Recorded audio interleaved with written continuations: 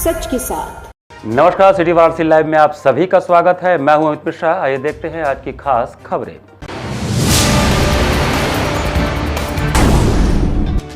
IIT BHU में 13वां दीक्षांत समारोह धूमधाम से संपन्न।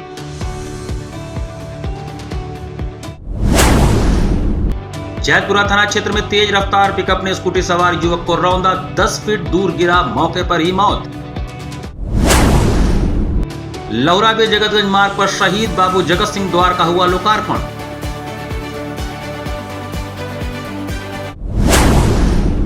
और आचार्य सीताराम चतुर्वेदी महिला महाविद्यालय में रंगोली प्रतियोगिता का आयोजन। और अब समाचार विस्तार से। काशी हिंदू विश्वविद्यालय के भारतीय प्रौद्योगिकी संस्थान का 13वां दीक्षांत समारोह सोमवार को आयोजित हुआ। भारतीय प्रौद्योगिकी संस्थान काशी हिंदू विश्वविद्यालय वाराणसी में सोमवार को 13वें दीक्षांत समारोह का आयोजन स्वतंत्रता भवन काशी हिंदू विश्वविद्यालय में किया गया। दीक्षांत समारोह में संस्थान के विभिन्न पाठ्यक्रमों के 1959 छात्र छात्राओं को उपाधि प्रदान की गई, जिसमें 1060 BTech, 319 IDD, 263 MTech, M pharma और 49 एमएससी और 253 शोधार्थियों को डॉक्टरेट की डिग्री दी गई। दीक्षांत समारोह में कुल 60 मेधावी विद्यार्थियों को 125 मेडल, स्वर्ण और रजत और पुरस्कार प्रदान किए गए। संस्थान में सभी क्षेत्रों में उत्कृष्ट प्रदर्शन, संगठनात्मक व नेतृत्व क्षमता प्रदर्शित करने के लिए Bhavya Malhotra BTech electrical engineering को डायरेक्टर्स स्वर्ण पदक समेत 12 स्वर्ण पदक, 1 रजत पदक और 3 पुरस्कार से विभूषित किया गया। और बीटेक स्तर पर शैक्षणिक क्षेत्र में संपूर्ण उत्कृष्ट प्रदर्शन करने के लिए Aditya Kumar Nayak BTech chemical engineering को प्रेसिडेंट्स स्वर्ण पदक समेत 7 स्वर्ण पदक और 2 पुरस्कार से सम्मानित किया गया। समारोह के मुख्य अतिथि केंद्रीय शिक्षा मंत्री धर्मेंद्र प्रधान ने छात्र छात्राओं को मेडल और अवार्ड से सम्मानित किया। इस दौरान मंच पर बोर्ड ऑफ गवर्नर के चेयरमैन पद्मश्री डॉक्टर कोटा हरिनारायण, संस्थान के निदेशक प्रोफेसर अमित पात्रा, कुल सचिव प्रभार राजन श्रीवास्तव उपस्थित रहे। पुरस्कार वितरण का संचालन शैक्षणिक कार्य के अधिष्ठाता प्रोफेसर श्याम बिहारी द्विवेदी ने किया। इससे पहले समारोह का शुभारंभ मालवीय जी की प्रतिमा पर माल्यार्पण, दीप प्रज्वलन और वैदिक मंत्रोच्चार तथा कूल गीत के साथ हुआ। दीक्षांत समारोह के आरंभ की घोषणा संचालक मंडल के अध्यक्ष पद्मश्री डॉक्टर कोटा हरिनारायण ने किया। इसके बाद संस्थान के निदेशक प्रोफेसर अमित पात्रा ने संस्थान की उपलब्धियों की आख्या पढ़ी। दीक्षांत कार्यक्रम में कुल 8 पूर्व छात्रों को विशिष्ट एलुमिना पुरस्कार 2024 से सम्मानित किया गया। इसमें प्रोफेसर अनुज श्रीवास्तव इलेक्ट्रॉनिक्स 90 को एकेडमिक क्षेत्र में उद्योग उद्यमिता क्षेत्र में अनिल के सचदेव मेटलर्जिकल और डी गोस्वामी मैकेनिकल को सम्मानित किया गया। वहीं डॉक्टर वी के रैना सिविल को प्रोफेशनल क्षेत्र में, डॉक्टर अवधेश कुमार सिंह मैकेनिकल को public life, doctor Hema Singh electronic को research and innovation, doctor Sudipta Datta electrical को और शुभम पालीवाल को इलेक्ट्रॉनिक्स के यंग एल्यूमिनस अचीवर अवार्ड से सम्मानित किया गया। पुरस्कारों की घोषणा अधिष्ठाता संसाधन पूरा छात्र प्रोफेसर हीरालाल प्रमाणिक ने किया। समारोह में अनुसंधान एवं विकास को अधिष्ठाता प्रोफेसर विकास कुमार दुबे, अधिष्ठाता छात्र कार्य प्रोफेसर राजेश कुमार, शैक्षणिक कार्य के एसोसिएट डीन प्रोफेसर अनुराग ओहरी, सीनेट के सदस्य, सभी विभागों के विभागाध्यक्ष, समन्वयक, संचालक मंडल के सदस्य गण, शिक्षक, अधिकारी, छात्र एवं छात्रों के अभिभावक उपस्थित रहे। अभी तो प्राथमिकता है बीएचयू का, ये जो 3 इम्पोर्टेंट इंस्टीट्यूशन बन चुके हैं, आईआईटी बीएचयू की मूल कैंपस, और इन दिनों में पिछले 10 साल में एम्स स्तर पे जो हॉस्पिटल इकोसिस्टम यहाँ डेवलप हो गया है, ये सारे तीनों को कैसे विद्यार्थियों के लिए, मरीजों के लिए तथा विशेष एडवांस रिसर्च के लिए कैसे डेडिकेट करें, ये हमारी प्रायोरिटी है। मुझे 7 मेडल मिले हैं। कौन कौन सा मेडल है बता पाएंगे? बहुत सारे थे, लेकिन उनमें से जो सबसे महत्वपूर्ण मेडल था वो प्रेसिडेंट्स गोल्ड मेडल था। वो मिलता है ओवरऑल आउटस्टैंडिंग एकेडमिक्स में, जो सबसे अच्छा एकेडमिक्स में होता है पूरे बीएचयू में, सारे बैचलर्स में उनको मिलता है। टोटल मेरे 13 मेडल्स हैं प्लस 3 प्राइजेस हैं। अच्छा, और कहाँ की रहने वाली हैं? मैं दिल्ली से हूँ, मेरी स्कूलिंग दिल्ली में ही हुई है एंड आईआईटी में जब एडमिशन हुआ तो मैं यहाँ पे आई एंड देन 4 साल यहाँ पे टिकाई। तो 13 मेडल आपने प्राप्त किया है, तो क्या आगे क्या योजना बन रही है आपकी? अब फिलहाल तो अभी मैं थोड़ा वर्क एक्सपीरियंस गेन कर रही हूँ। आफ्टर दैट हायर स्टडीज़ की प्लानिंग है, तो देखते हैं क्या होता है। ये 13 मेडल का श्रेय किसको देना चाहेंगे आप? ये मेरे माता पिता को, मेरे भाई को और मेरे जितने भी गुरुजन हैं, जितने भी मेरे फ्रेंड्स हैं जिन्होंने मुझे सपोर्ट किया था ये उनके लिए। सोमवार को जैतपुरा क्षेत्र में तेज रफ्तार पिकअप ने स्कूटी सवार 25 वर्षीय सत्यम मौर्य को टक्कर मार दी, जिससे घटनास्थल पर ही उनकी मृत्यु हो गई। जैतपुरा थाना क्षेत्र में सोमवार को एक भयानक सड़क हादसे में एक युवक की मौत हो गई। तेज रफ्तार पिकअप ने स्कूटी सवार 25 वर्षीय सत्यम मौर्य को टक्कर मार दी, जिससे वह सड़क पर गिर पड़ा और सिर के बल गिरने से उसे गंभीर चोटें आई। घटनास्थल पर ही उसने दम तोड़ दिया। घटना की जानकारी मिलने पर आसपास के लोगों ने पिकअप को घेर कर रोक लिया और पुलिस को सूचित किया। पुलिस ने वाहन और उसके चालक को अपने कब्जे में ले लिया। मृतक की पहचान होने के बाद उसके परिजनों को सूचित किया गया। सत्यम के पिता ने तहरीर दी, जिसके बाद पुलिस ने शव का पंचनामा भरकर पोस्टमार्टम के लिए भेज दिया। सत्यम सारनाथ का निवासी था। सोमवार सुबह किसी काम से स्कूटी लेकर घर से निकला था। वह जैतपुरा क्षेत्र से होते हुए चौका घाट की ओर जा रहा था। तभी अलईपुर स्थित दीपक टायर हाउस के पास पीछे से आ रही तेज रफ्तार पिकअप ने उसे टक्कर मार दी। टक्कर इतनी तेज थी कि सत्यम स्कूटी छोड़कर दूर जा गिरा और ऊंचाई से गिरने के कारण उसके सिर और सीने पर कई गंभीर चोटें आईं। स्थानीय लोगों ने सत्यम को उठाने की कोशिश की, लेकिन तब तक वह बेहोश हो चुका था। मौके पर पहुंचे पुलिसकर्मियों ने थाने को सूचना दी और थाना प्रभारी ब्रजेश कुमार मिश्रा भी घटनास्थल पहुंचे। परिजन जब मौके पर पहुंचे तो वे शव से लिपट कर विलाप करने लगे, जिसे देख वहां का माहौल गमगीन हो गया। शहीद बाबू जगत सिंह जी की स्मृति में बाबू जगत सिंह द्वार का सोमवार को जगतगंज में लोकार्पण किया गया। अंग्रेजी हुकूमत के खिलाफ वर्ष 1799 विद्रोह का बिगुल फूंकने वाले महानायक शहीद बाबू जगत सिंह जी की स्मृति में रविवार को जगतगंज में शहीद बाबू जगत सिंह द्वार का लोकार्पण हुआ। लौराबीर जगतगंज मुख्य मार्ग पर राजकीय क्वींस इंटर कॉलेज के ठीक सामने लोक निर्माण विभाग उत्तर प्रदेश सरकार द्वारा निर्मित द्वार का लोकार्पण प्रदेश के स्टाम्प एवं पंजीयन राज्य मंत्री स्वतंत्र प्रभार रविंद्र जायसवाल ने भव्य समारोह में किया। सैकड़ों की संख्या में मौजूद गणमान्य जनों की उपस्थिति में गुलाब की पंखुड़ियों की वर्षा के बीच राज्य मंत्री ने पहले शिलापट्ट का अनावरण किया। तत्पश्चात मुख्य मार्ग पर बने द्वार का पर्दा खींचकर देश को समर्पित कर दिया। इस अवसर पर राजकीय क्वींस इंटर कॉलेज के प्रांगण में आयोजित सभा को संबोधित करते हुए राज्य मंत्री रविंद्र जायसवाल ने कहा कि शहीद बाबू जगत सिंह काशी की ही नहीं बल्कि संपूर्ण भारत राष्ट्र के अनमोल धरोहर थे। उनकी शहादत की स्मृतियों को नमन करने के उद्देश्य से बने इस द्वार को हम समस्त देशवासियों को समर्पित करते हैं। हर उस शहीद को समर्पित करते हैं जिसने देश की स्वाधीनता में अपनी जान न्यौछावर कर दी। इसके पूर्व अतिथियों का स्वागत राज परिवार के प्रतिनिधि प्रदीप नारायण सिंह ने किया। विषय स्थापना डॉक्टर मेजर अरविंद सिंह एवं संचालन अशोक आनंद ने किया। इस मौके पर भजन गायिका सुमन अग्रहणी ने भजनों एवं देशभक्ति गीतों की सुमधुर प्रस्तुतियां दी। उन्होंने राम आएंगे तो अंगना सजाऊंगे, दिल दिया है जान भी देंगे, ऐ वतन तेरे लिए, माँ तुझे सलाम जैसे कई सुमधुर गीतों से माहौल को देशभक्ति के रंग में रंग दिया। लोकार्पण समारोह में बड़ी संख्या में जनप्रतिनिधियों सहित गणमान्य जन शामिल रहे। उनमें MLC धर्मेंद्र राय, भाजपा जिलाध्यक्ष एवं MLC हंसराज विश्वकर्मा, पूर्व MLC केदारनाथ सिंह, महानगर अध्यक्ष Vidyasagar Rai, professor Chandramouli Upadhyay, professor Ramchandra Pandey, research committee की professor Rana PB Singh, Tripurari Shankar advocate, doctor Arvind Kumar Singh, Rajendra Kumar Dubey, Kedar Tiwari, Arvind Kumar Singh advocate, doctor RN Singh, doctor Vikramaditya Rai सहित अन्य जन उपस्थित रहे। इनका प्रयास और इनका जुनून आज ने इस पर खड़ा किया। द्वार पार छोटा काम है, ये द्वार पार छोटा काम है।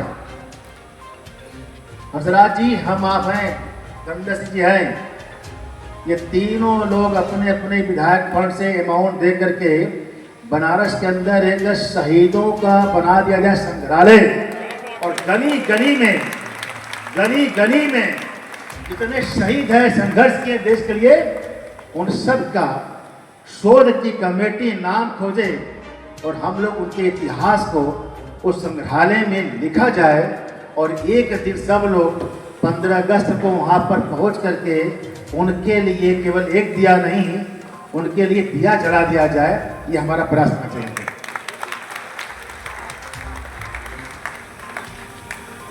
हम करते क्यों हैं? द्वार बनाए क्यों, दिया जलाए क्यों? ताकि आने वाली जनरेशन सीखे, गलतियां से भी सीखे और आगे उनका समर्पण बना रहे। इसलिए हम द्वार बनाते हैं, संग्रहालय बनाते हैं। Panacea educational and welfare society द्वारा उडप्पा सभागार काशी हिंदू विश्वविद्यालय में आरोग्य सेतु श्रम सेवा सम्मान समारोह आयोजित किया गया। Panacea educational and welfare society के तत्वावधान में पेनेशिया हॉस्पिटल दुर्गाकुंड कबीर नगर द्वारा काशी हिंदू विश्वविद्यालय के उडुप्पा सभागार में आयोजित आरोग्य सेतु श्रम सेवा सम्मान समारोह आयोजित किया गया। इस समारोह को संबोधित करते हुए भारतीय जनता पार्टी के महामंत्री अशोक चौरसिया ने कहा कि हम समाज में सेवा के माध्यम से परिवर्तन ला सकते हैं।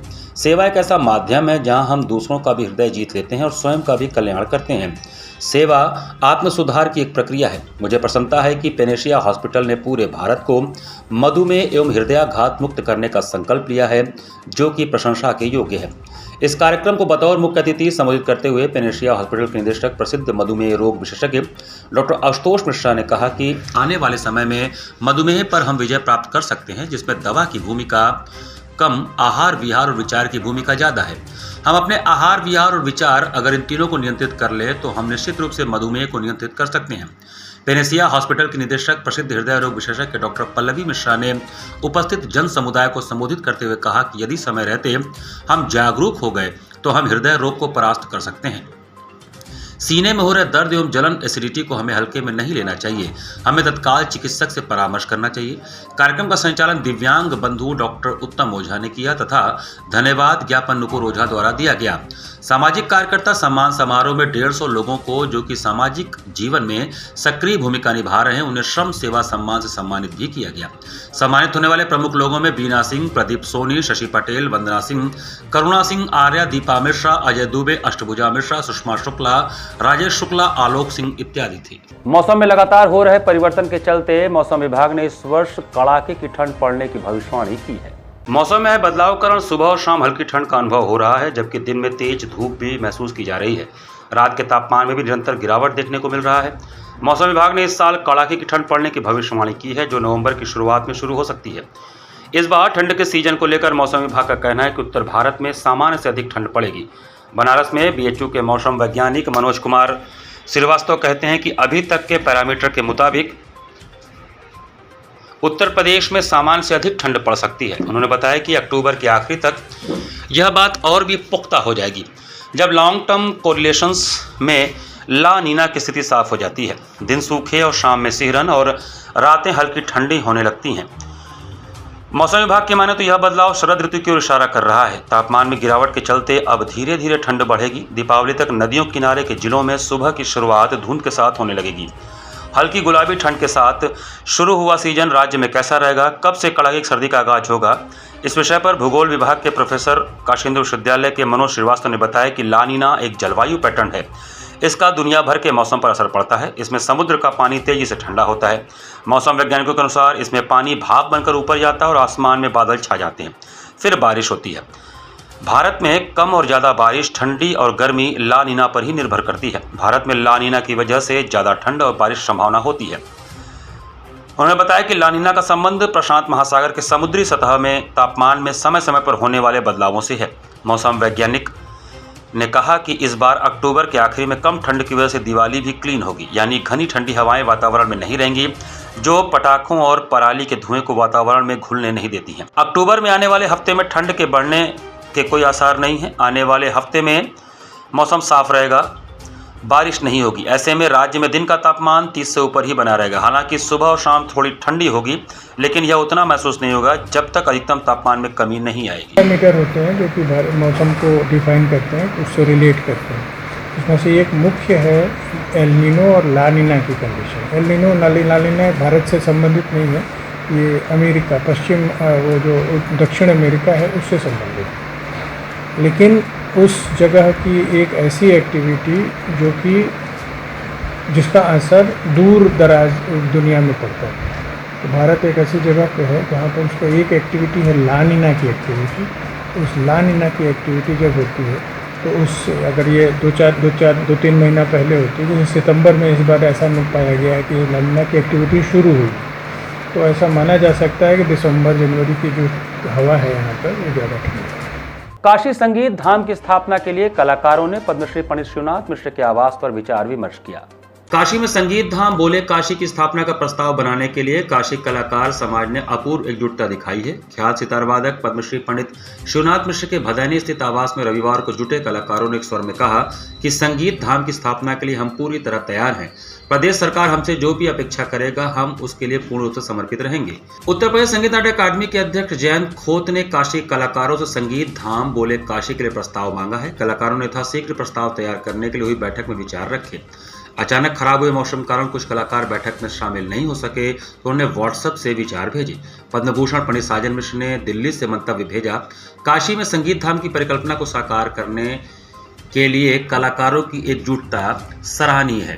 पद्मश्री पंडित शिवनाथ मिश्र ने कहा कि काशी में संगीत धाम अत्यंत जरूरी है, जहां गुरुकुल परंपरा अनुसार अक्षम एवं आर्थिक रूप से कमजोर विद्यार्थियों का शिक्षण प्रशिक्षण हो और कलाकारों को एक राष्ट्रीय मंच भी मिले, जहां वे अपनी कला का प्रदर्शन कर सकें। डॉक्टर प्रेमचंद हुंबल ने सुझाव दिया कि संगीत धाम के स्वरूप को साकार करने के लिए पहले एक संचालन समिति का गठन हो, एक कॉर्पस फंड बने ताकि कलाकारों की मदद हो सके।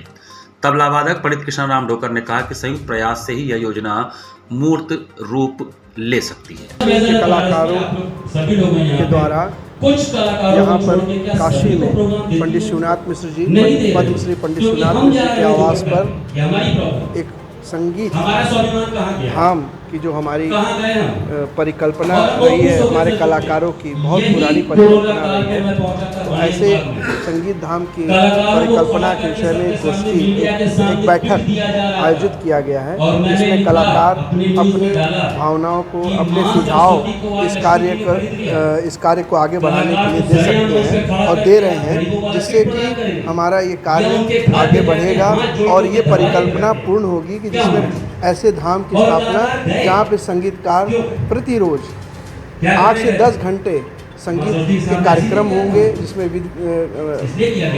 गायन, वादन, नृत्य तीनों विधाओं के कलाकार वहाँ पे अपनी प्रस्तुति देकर काशी की गरिमा को और काशी के संगीत को, मान को और आगे बढ़ाएंगे। यहाँ पर वक्त चला छोटे से ब्रेक का। बन रही है सिटी वाराणसी लाइव के साथ। वाराणसी लाइव, सच के साथ।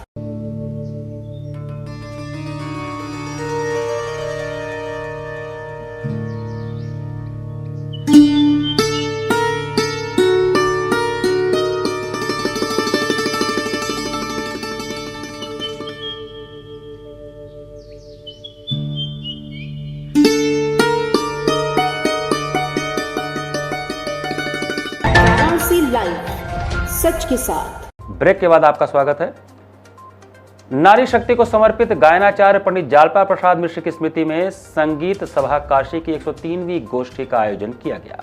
संगीत सभा काशी की 103वीं गोष्ठी नारी शक्ति को समर्पित रही तथा गायनाचार्य पंडित जालपा प्रसाद मिश्र जी की स्मृति में पद्म विभूषण पंडित किशोर महाराज जी के श्री गणेश कक्ष में रविवार की संध्या को आयोजित हुई। कार्यक्रम में सर्वप्रथम पुष्पांजलि कर पंडित किशन महाराज जी तथा पंडित जालपा प्रसाद मिश्र जी को याद किया गया। अध्यक्ष पंडित पूर्ण महाराज ने अतिथियों और कलाकारों का स्वागत किया। इसके पश्चात प्रथम प्रस्तुति के रूप में लखनऊ से पधारी डॉक्टर कृतिका त्रिपाठी ने राग बागेश्वरी में अपनी प्रस्तुति प्रारंभ की। एक ताल विलंबित में तथा 3 ताल मध्य लय में गायन की बारीकियां दिखाई। अंत में भजन सखीरी मोरी नींद नसानी हो से अपने कार्यक्रम को विराम दिया। संगत वाद्यों में तबला पर लखनऊ से आए महाराज जी के शिष्य पंडित मनोज कुमार मिश्र, हारमोनियम पर पंडित पंकज मिश्र तथा सारंगी पर अनीश मिश्रा ने सकुशल संगत किया। इसके पश्चात कोलकाता से आई दीपमाला भट्टाचार्य जी ने अपने तबला वादन से श्रोताओं को मंत्रमुग्ध कर दिया। इन्होंने कार्यक्रम का समापन धमार ताल से किया। इनके साथ सारंगी पर पुनः अनीश मिश्र ने मधुर संगत प्रदान किया।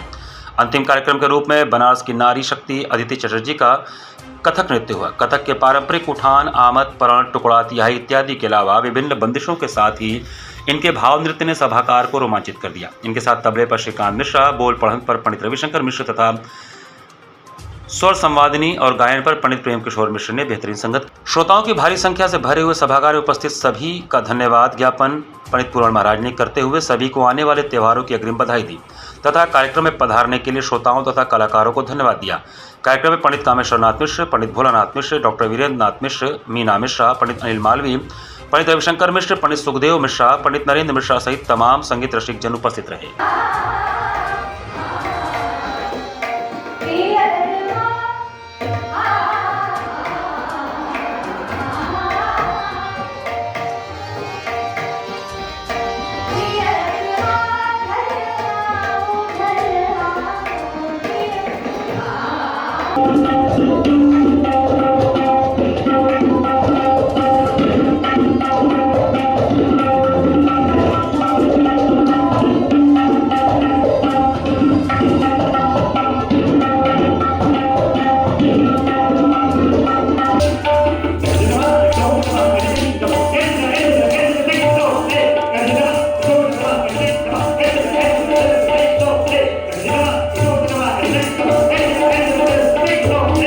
काशी रस कार्यक्रम के तहत घाट संध्या कार्यक्रम में पश्चिम बंगाल के कलाकारों द्वारा ओडिसी नृत्य की मनमोहक प्रस्तुति की गई। काशी रस के रूप में काशी के संस्कृति के नवीन स्वरूप को जनसामान्य से अवगत कराने एवं भावी पीढ़ी को संस्कारित करने के उद्देश्य से पुलिस कमिश्नरेट वाराणसी की अप्रतिम पहल पर सुबह बनारस के अंतर्गत काशी रस जैसे अद्भुत कार्यक्रम प्रत्येक रविवार को संचालित किए जाते हैं। जिला प्रशासन की अभिनव पहल पर रविवार को सुबह बनारस के अंतर्गत काशी रस कार्यक्रम में पश्चिम बंगाल से पधारे उदीयमान कलाकारों के साथ अंतर्राष्ट्रीय स्तर की विख्यात कलाकार रिद्धि भट्टाचार्य ने उड़ीसा के प्रसिद्ध नृत्य ओडिसी की प्रस्तुति करके दर्शकों के हृदय को मंत्रमुग्ध कर दिया। अन्य उदीयमान कलाकारों में संप्रीति, स्नेहा, अनुष्का, सुलग्ना, महारीन, अस्मिता, सुरैया, आद्रिता, आईसी और सियान ने शिवस्तुति, बसंत पल्लवी, कृष्णवंदना, अर्धनारीश्वर की अद्भुत प्रस्तुति प्रस्तुत की। समस्त कलाकारों को प्रमाण पत्र एसके केसरी, कृष्ण मोहन पांडे, रविंद्र राय, उत्तमा राय ने प्रदान किया। प्रमाण पत्र प्रदान करने के साथ ही उनके संगीत साधना की भी प्रशंसा की गई। धन्यवाद ज्ञापन श्याम कुमार केसरी ने दिया। काशी रस कार्यक्रम का संयोजन सुबह बनारस के सचिव एवं संस्थापक डॉक्टर रत्नेश वर्मा ने किया है। कार्यक्रम का सफल संचालन सीमा केसरी ने किया। इस अवसर पर पियाली घोष, रिम्पा मुखोपाध्याय, प्रतिभा घोष सहित भारी संख्या में दर्शकगण उपस्थित रहे।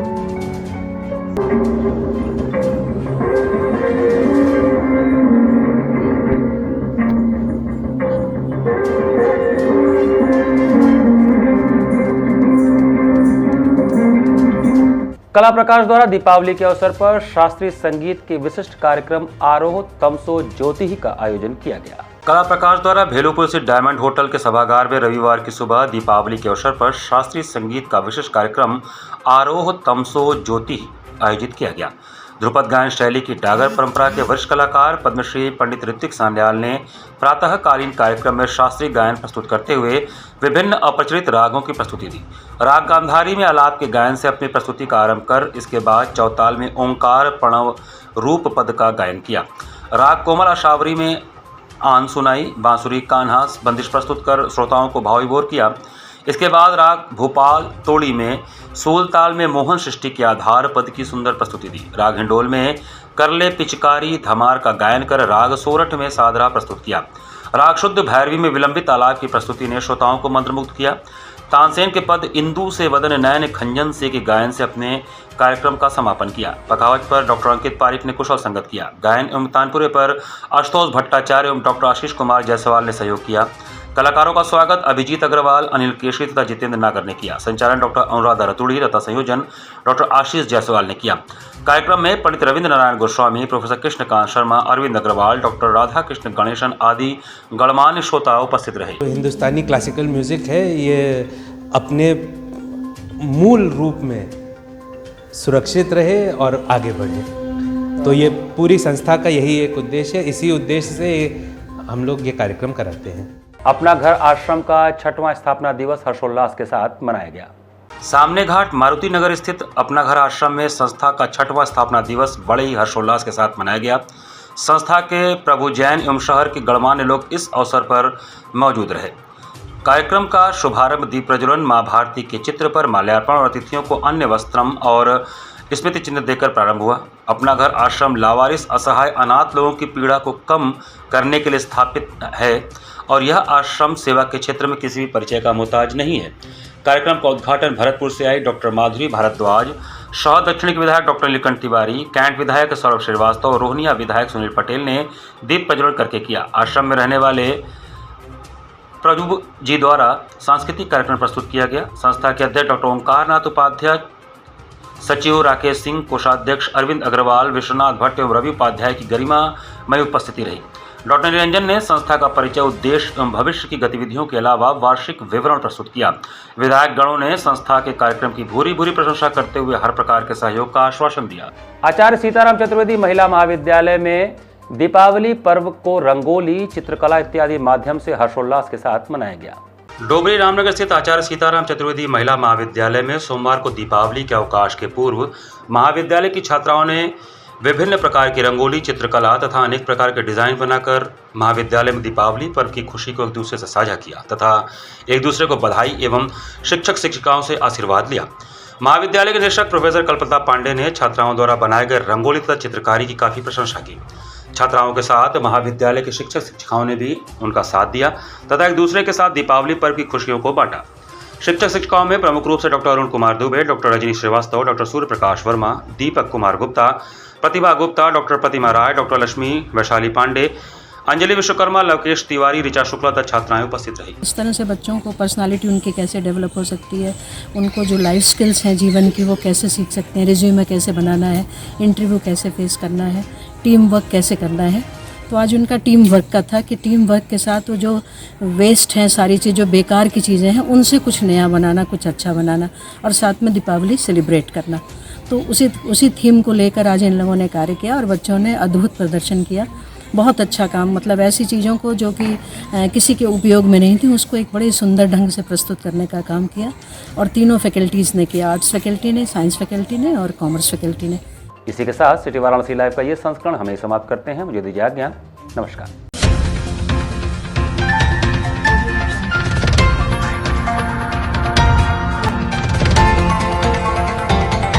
वाराणसी लाइव, सच के साथ।